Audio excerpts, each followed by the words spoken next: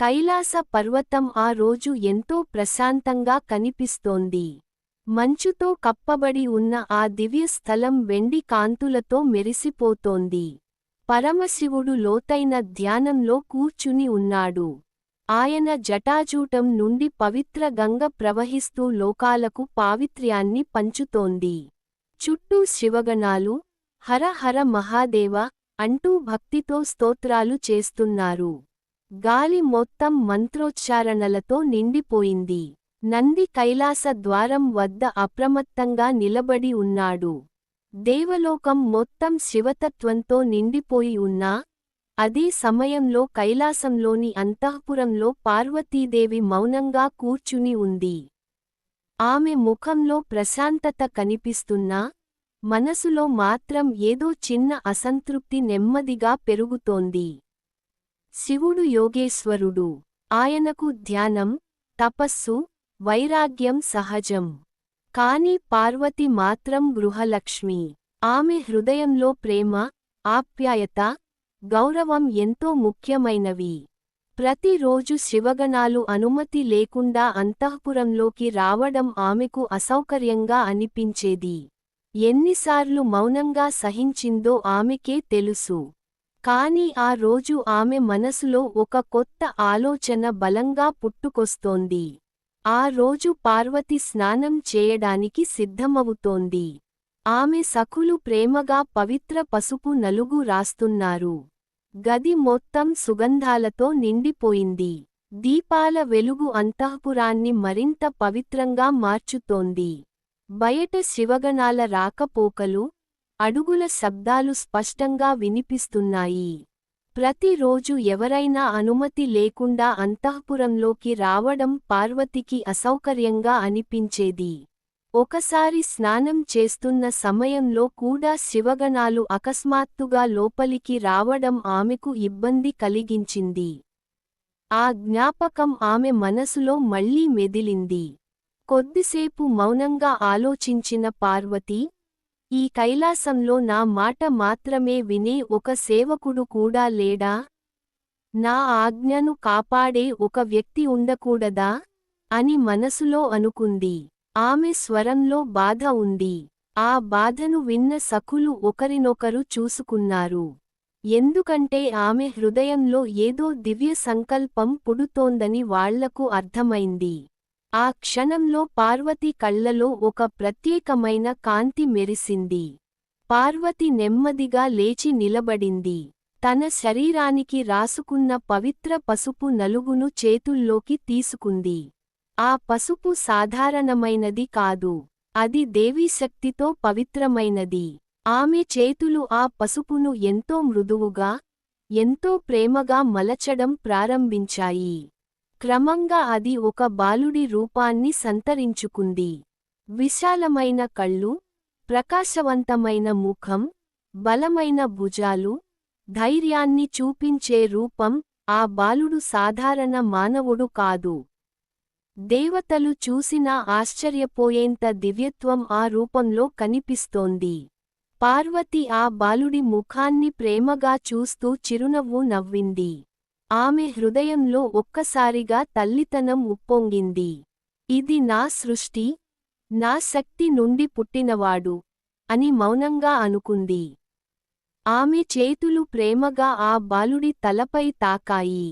ఆ స్పర్శలో తల్లి ప్రేమ ఉంది. ఆ క్షణంలో ఆమెకు ఆ బాలుడు కేవలం సేవకుడు కాదు, తన సొంత కుమారుడిలా అనిపించాడు. తర్వాత పార్వతి తన కళ్ళు నెమ్మదిగా మూసుకుంది. ఆమె ముఖం మొత్తం దివ్యకాంతితో ప్రకాశించడం ప్రారంభమైంది. ఆమె నుదుటి మధ్యలో నుండి వెలువడిన ప్రకాశవంతమైన శక్తి క్రమంగా ఆ బాలుడి రూపం వైపు ప్రయాణించింది. ఆ దివ్యకాంతి గది మొత్తాన్ని వెలుగుతో నింపేసింది. సఖులు ఆశ్చర్యంతో ఆ దృశ్యాన్ని చూస్తూ నిలబడ్డారు. క్షణం క్షణం ఆ కాంతి మరింత బలంగా మారింది. చివరకు ఆ శక్తి పూర్తిగా ఆ బాలుడి శరీరంలో ప్రవేశించింది. వెంటనే అతని శరీరంలో జీవం ప్రవహించడం ప్రారంభమైంది. అతని వేళ్లు కదిలాయి. శ్వాస మొదలైంది. గుండె చప్పుళ్ళు వినిపించాయి. కొద్దిసేపటికే అతని కళ్ళు నెమ్మదిగా తెరుచుకున్నాయి. ఆ కళ్ళలో అమాయకత్వం, భక్తి, ధైర్యం, పవిత్రత అన్నీ కలిసిపోయి ఉన్నాయి. అతను మొదటిసారి తన ముందున్న పార్వతీదేవిని చూశాడు. ఆ చూపులో ఒక అపారమైన ప్రేమ, ఒక తెలియని అనుబంధం కనిపించాయి.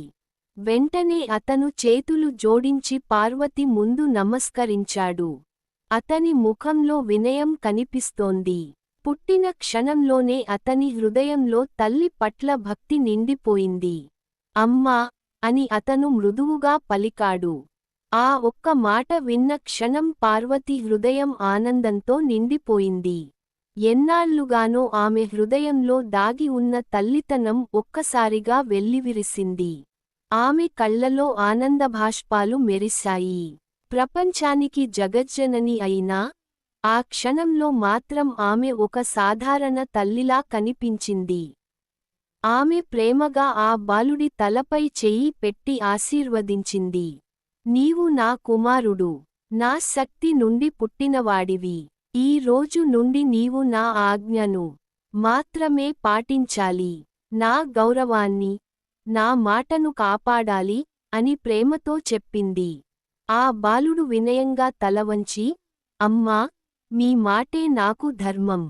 మీ ఆజ్ఞ కోసం నా ప్రాణం కూడా అర్పిస్తాను అని అన్నాడు. ఆ మాటలు విన్న పార్వతి ముఖంలో గర్వం కనిపించింది. ఆమె ప్రేమగా తన కుమారుడిని దగ్గరకు తీసుకుని ఆశీర్వదించింది. ఆ క్షణంలో కైలాసం మొత్తం ఒక కొత్త దివ్యశక్తి పుట్టుకను మౌనంగా స్వాగతిస్తున్నట్లుగా అనిపించింది. గాలి సువాసనతో నిండిపోయింది. దేవలోకంలో కూడా ఒక దివ్య ప్రకంపన పుట్టింది. పార్వతి చిరునవ్వుతో అతని చేతిలో ఒక దండం పెట్టింది. నేను స్నానం చేసే వరకు ఈ ద్వారం దగ్గర నిలబడి ఎవరినీ లోపలికి రానివ్వకు అని ఆజ్ఞాపించింది. అలాగే అమ్మా అని చెప్పి ఆ బాలుడు ద్వారం వద్ద నిలబడ్డాడు. అతని ముఖంలో అప్రమత్తత స్పష్టంగా కనిపిస్తోంది. తన తల్లి ఆజ్ఞను కాపాడటం ఇప్పుడు అతని జీవిత లక్ష్యం అయింది. అతను ద్వారం ముందు అచంచలంగా నిలబడి ప్రతి దిశను జాగ్రత్తగా గమనిస్తున్నాడు. అతని చేతిలో ఉన్న దండం కేవలం ఆయుధం కాదు, తన తల్లి గౌరవాన్ని కాపాడే బాధ్యతకు ప్రతీక. అతనికి ప్రపంచం గురించి తెలియదు. శివుడు ఎవరో తెలియదు. దేవతలు ఎవరో తెలియదు. తనకు తెలిసింది ఒక్కటే, తన తల్లి ఇచ్చిన ఆజ్ఞ. ఆ ఆజ్ఞను పాటించడానికి ఏదైనా చేయడానికి అతను సిద్ధంగా ఉన్నాడు. అదే సమయంలో పరమశివుడు కైలాసానికి తిరిగి వచ్చాడు. ఆయనతో పాటు నంది, భృంగి మరియు అనేక శివగణాలు ఉన్నాయి. శివుడి అడుగులతో కైలాసం మొత్తం పవిత్ర శక్తితో నిండిపోయింది. గాలి ఒక్కసారిగా మరింత ప్రశాంతంగా మారింది. శివగణాలు భక్తితో ఆయన వెంట నడుస్తున్నారు. నంది వినయంగా ముందుకు సాగుతున్నాడు. దేవతలందరూ పరమశివుడి మహిమను స్తుతిస్తున్నారు. పరమశివుడు ప్రశాంతంగా అంతఃపురం వైపు నడుస్తున్నాడు. ఆయన ముఖంలో ఎప్పటిలాగే వైరాగ్యం, ప్రశాంతత కనిపిస్తున్నాయి. కాని ఆయన ద్వారం దగ్గరకు చేరుకున్న క్షణంలోనే ఆ బాలుడు తన దండాన్ని అడ్డంగా పెట్టి నిలిచాడు. అతని కళ్లలో అప్రమత్తత స్పష్టంగా కనిపిస్తోంది. తన కర్తవ్యాన్ని కాపాడటమే ఇప్పుడు అతని ధర్మం. తన ఎదుట నిలబడి ఉన్నది ఎవరో అతనికి తెలియదు. కాని తన తల్లి ఇచ్చిన ఆజ్ఞ మాత్రం అతని మనసులో గట్టిగా నాటుకుపోయింది.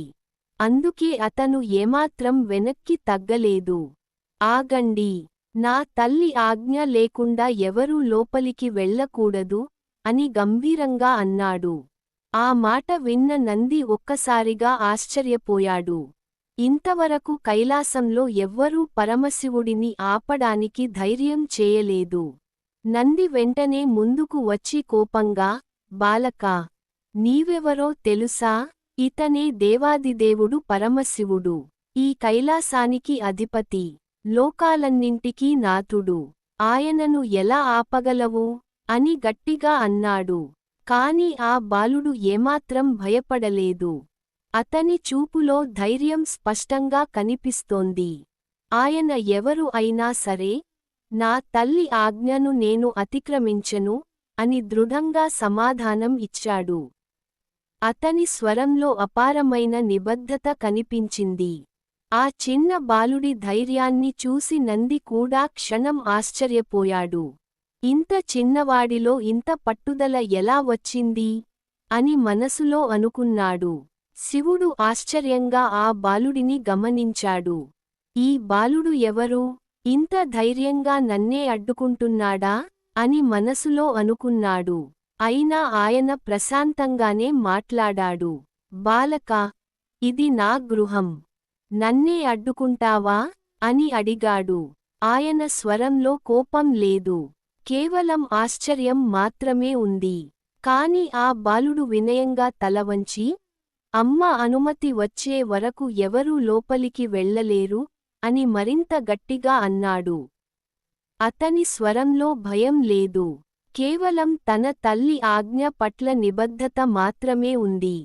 ఆ బాలుడి కళ్లలో కనిపిస్తున్న నిజాయితీని చూసి శివుడు క్షణం మౌనంగా నిలబడ్డాడు. ఆ చిన్న బాలుడు తన కర్తవ్యాన్ని ఎంత పవిత్రంగా భావిస్తున్నాడో ఆయనకు అర్థమైంది. కాని శివగణాలు మాత్రం ఆ దృశ్యాన్ని అవమానంగా భావించాయి. శివగణాలు కోపంతో మండిపోయాయి. ఈ బాలుడు పరమశివుడిని అడ్డుకుంటున్నాడా అని కోపంగా ఒకరినొకరు చూసుకున్నారు. నంది వెంటనే ఆ బాలుడిని పక్కకు తొలగించడానికి ప్రయత్నించాడు. కాని ఒక్కసారిగా ఆ బాలుడు తన దండంతో నందిని వెనక్కి నెట్టాడు. నంది ఆశ్చర్యంతో కొన్ని అడుగులు వెనక్కి వెళ్ళిపోయాడు. ఇది చూసి అక్కడ ఉన్న గణాలందరూ ఆశ్చర్యపోయారు. ఎందుకంటే నందిని ఎదిరించడం సాధారణ విషయానికి కాదు. కాని ఆ బాలుడు ఏమాత్రం భయపడకుండా తన స్థానంలో నిలబడి ఉన్నాడు. అతని ముఖంలో పట్టుదల స్పష్టంగా కనిపిస్తోంది. తన తల్లి ఆజ్ఞను కాపాడటానికి ఏదైనా చేయడానికి సిద్ధంగా ఉన్నాడు. ఇది చూసి శివగణాలు ఒక్కసారిగా అతనిపై దాడి చేశాయి. కాని ఆ బాలుడు అపారమైన శక్తితో వారందరినీ ఎదుర్కొన్నాడు. ఒక్కొక్క గణాన్ని వెనక్కి నెట్టాడు, కొందరిని నేలకూల్చాడు. అతని వేగం, ధైర్యం చూసి అందరూ ఆశ్చర్యపోయారు.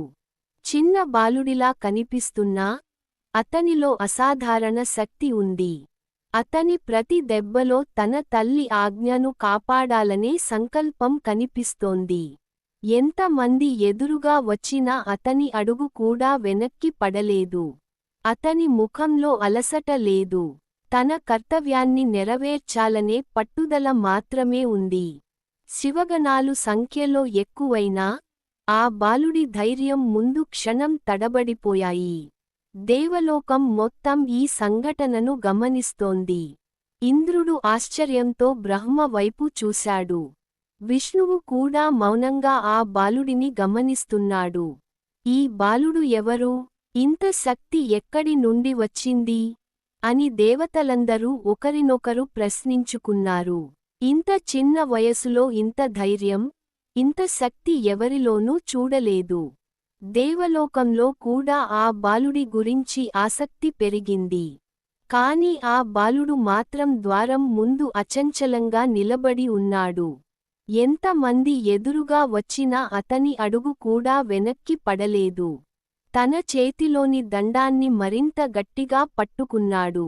అతని హృదయంలో ఒక్కటే ఉంది, అమ్మ ఆజ్ఞ. Please do like, share and subscribe for more videos.